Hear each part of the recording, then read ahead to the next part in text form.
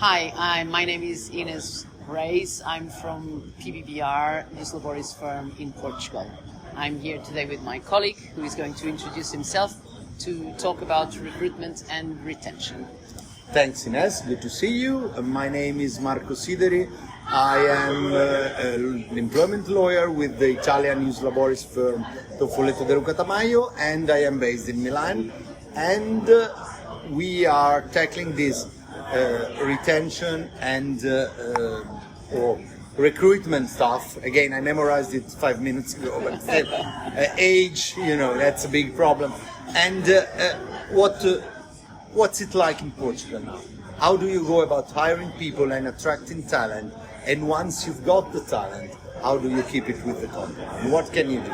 So that's a good question, Marco. I think that's the $1 million question, because I think this is not something that happens only in Portugal. It happens everywhere. There is, as we all know, a shortage in talent, and the new generation is very difficult to attract, I think, and most of all to retain. So what we are doing in Portugal, or what our clients are doing in Portugal, I think it's a bit what everyone is doing everywhere, which is trying to be more modern, or trying to showcase yourself as a more modern company to be able to attract the young talents. And that can be not too much on the salary side, but much more on the pro bono initiatives, the flexibility in terms of working time, of being able to work from home, on having a more casual dress code at the company than you used to. With all of that, and of course the salary, which is also important, I think our clients are trying to get that younger workforce to come to work for them. And you? Thanks, Inês. That's very interesting, because the situation is pretty much the same. Because here we're talking more culture than legal clauses. Of course, we cannot draft whatever is needed in the contract to flesh out what are the agreements. But the main thing is cultural. I think 2 generations ago, or maybe even just 10 or 20 years ago, at least in Italy, the idea was I study, I get employed, and then I go to pension. And maybe I die, maybe not. That was the plan. And people were looking for that when chasing employment. Today the thing is different.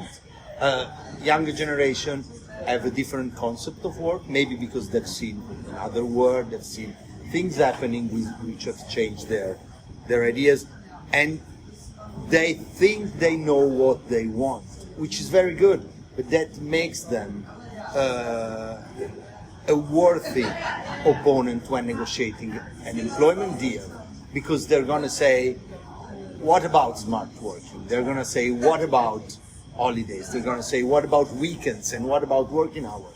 Which once upon a time was not something you'd hear in a job interview. They are impossible to please, isn't exactly. It? Yes. Because it's just, to a certain extent, very difficult. And so it becomes a dialogue, more of a narrative. So painting the employer as a place where a person can fulfill both personal and professional goals, yes, which was separated. Once upon a time it was separate, work life and private life. Yes. Now, with remote working, and it's perceived as one journey.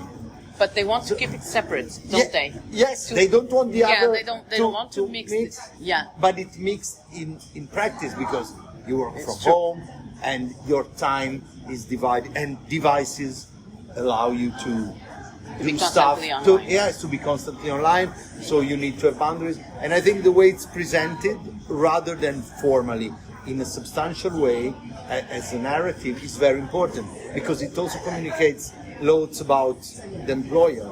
The employer was never in discussion. I don't know about Portugal, true. But it's true. And it's a funny thing that you said that 20 years ago you had university or school studying, and then job, and then pension. And the job, at least in continental Europe, was the job for life, isn't it? People would start in a company, they would grow in that company, and after 30 years in that company or whatever, they would retire. Now this younger generation doesn't want a job for life. And I think when we talk about retaining talent, I think we need to change our mindsets as companies and as employers, because you can only retain this younger generation to a certain extent. They have like a validity. The companies for them, companies for them have a validity period. After that, I need to go on a different journey, and I need to take a sabbatical, or I need to join another firm and do a different thing.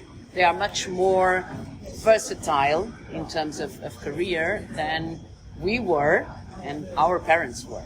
Yeah, and I think that retention works more or less the same way. It can be helped by us, by clauses, because of course retention comes at the moment when you're already on the job. You've been there for years, you have a relationship and you have obligations. So of course there are all kinds of clauses that can help with that. But in the end, retention is the feeling of being on board for the long duration, which, as you were saying, is getting shorter and shorter. So the capacity of employers to build a team or a company culture which is shared by individuals is a key aspect of a long working life. Because pension, as we all know, this generation will not see pension, and neither will we. Or at least that's the perception. Yes. Whereas it was a certainty, so as you were saying, It's true. end school, start job, pension, gardening, and then that was it. Now the pension and gardening part, maybe the gardening comes before, exactly. But the pension part is perceived as who knows. So that's why it's a generation who wants to live the day and probably not look that much into the future, I think. So the retention, the recruitment is very challenging, I think, because of what we said.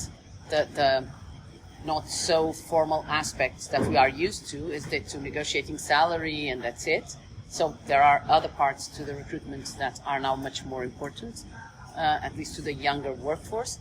And then the retention, where it is also very difficult because, as you said, building a company culture and keeping people for a long period so that we can build that company culture is very difficult and challenging. I agree, and if we can part with just the takeaway points, is that it's true that the workforce has changed, but companies are changing too, or need to change too. So in the end, a new balance can be struck. What do you think? I totally agree.